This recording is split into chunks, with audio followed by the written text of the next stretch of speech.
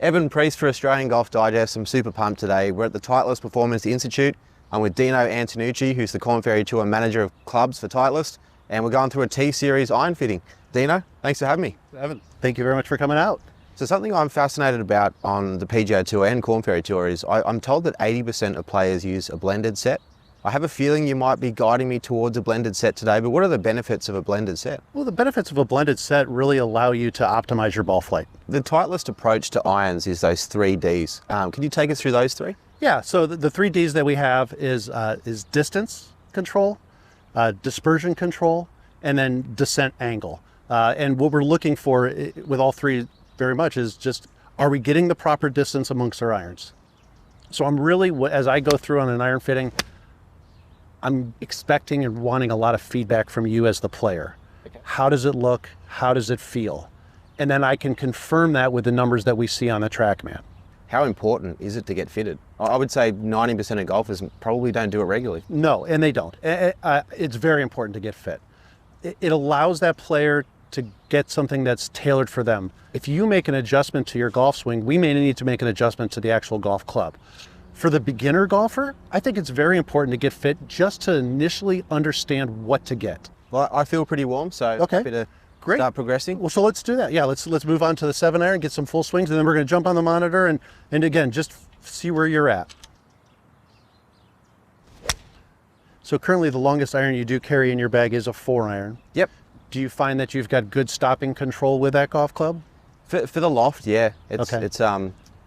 It's got a little bit of roll in it, but I've hit it into the breeze before and it's stopped on a dime, and sometimes it releases if I'm hitting that draw. Sure. But I've never struggled to keep things on the green. Okay. Yeah. Good.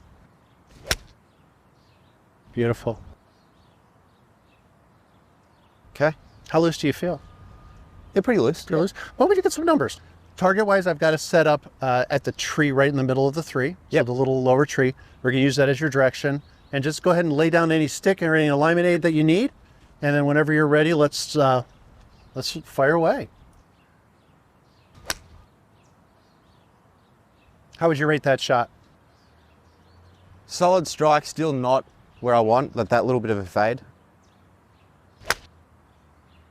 And we're doing good. Don't even worry about it. Because again, I learned just as much about mishits as I do solid shots. Oh, really? Yeah, it's almost like I want you to see my worst so that you can, yeah. Right. I mean, when we're all hitting the ball great and we're hitting every shot perfect, everything's wonderful. It's when things are a little bit off that we want to be able to kind of mitigate those misses and really dial in what we're looking for. So it really does help me as much as anything. As I said earlier, when I'm looking at the 3 Ds, we're looking at distance, we're looking at dispersion, and we're looking at descent angle. That is what I'm kind of looking at here. I'm trying to see kind of where your averages are. So when we're looking at yours right here, we do see a higher launch and a lower spin. The one thing we always want to do is we never want to focus on one variable. We want to look at everything as a whole. If I went in here and I changed the shaft and I changed the length and I changed the lie, the loft, the head, and something didn't fly exactly, what is it? So I'm going to start off with keeping a shaft very similar to what you have. Yep. And then we're going to try some head options and see how those work out. And if we're going to see some differences, if we see a bunch of positives, then we know we're working in the right direction. If we feel like we need to adjust the shaft at that point, then I'm going to get into the shaft. But this is something that you've kind of been playing for a while, I'm guessing? Yep, about 18 months. Okay. 12 months. So something you've built a little bit of comfort with. So that's why I'm going to start off with a shaft that's very similar to what you have here. Perfect.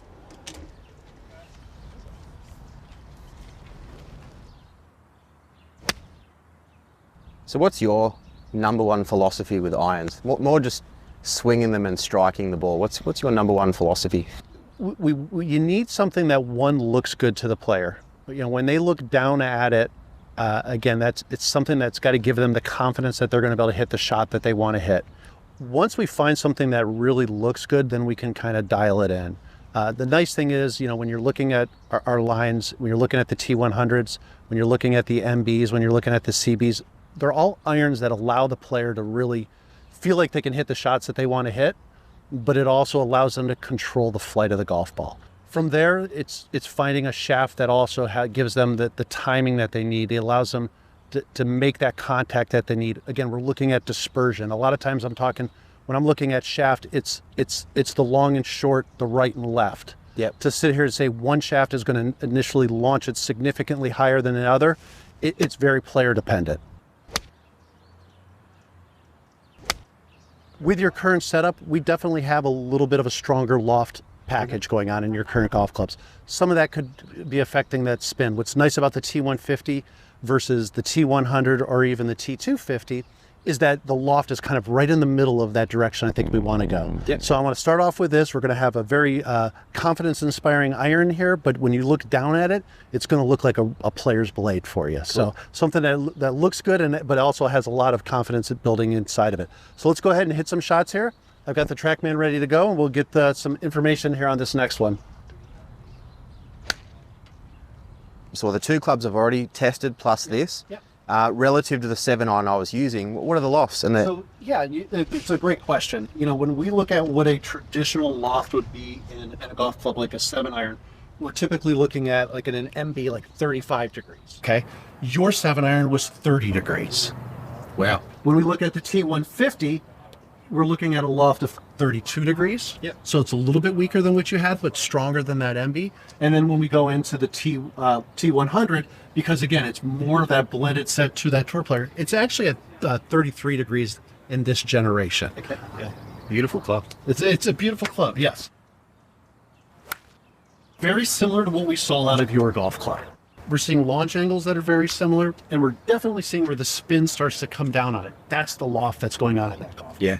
Yes, we could weaken that golf club, but again, are we trying to make a golf club work, or does something work that's pretty consistent to what you need out of it? And that's what we're seeing out of the T150, is without really trying to over try, we were getting those dispersions, we're getting those descent angles down to where we want them to be. The great thing I find between the 3 sets or 3 irons is that they all look very similar from the top.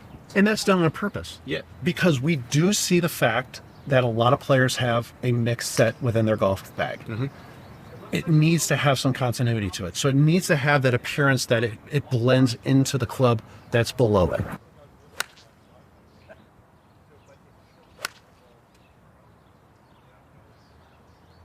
And that was the pinnacle of what we're looking for. Yeah.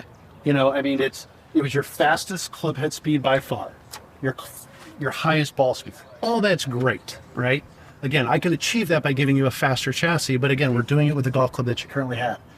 It launched well, it spun well, and when we were consistently around 45 degrees land angle, that was 48. Wow.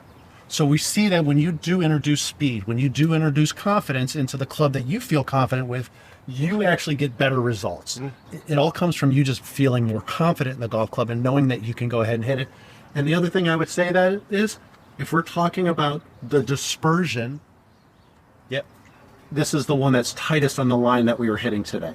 Now that last shot went longer than everything else, but that was you just giving it all you got, giving it that nice confidence and knowing that I can get an extra 5 yards out of this if I want to, but it's you who's doing it, not the golf club that's doing it for you. Yeah. And that's what we want. We want to know that when I make the effort to give it a little bit more speed, it's there, Yep. and not that it's just blindly there when I don't expect it. Yep. And I think that's what you get sometimes out of the clubs like that you came in the door with, is just every once in a while, you're going to get that shot that just jumps on you and you go, where did that come from? Yeah. So that's why players tend to gravitate more towards these than those scoring clubs. And that's what we would consider 7-iron as a scoring club. I was a little afraid when you first started talking about lofts and trajectories, getting those up higher, that maybe I was going to lose distance or lose spin. But if anything, I'm carrying farther than my 7-iron that we tested when I first got here. And because you're more of a shallow swinger of the golf club, the height that you get out of it, you're actually picking it just fine. You're contacting it. When you're trying to flake the ball down, you actually create a bigger divot and you create a little bit less consistent hit. Yep. So I think what that does is that you get more speed, you get more height, you get more spin, and it actually benefits you in that scenario. yeah, I'm hitting it higher and farther with these irons, which is good by me. Yes. But Dino, thank you so much for the fitting. That was really Thank you very informative. much for coming out. I'm really glad with the blended set that I've ended up with, and hopefully going to be playing some better golf. Wonderful. That's what we all strive for.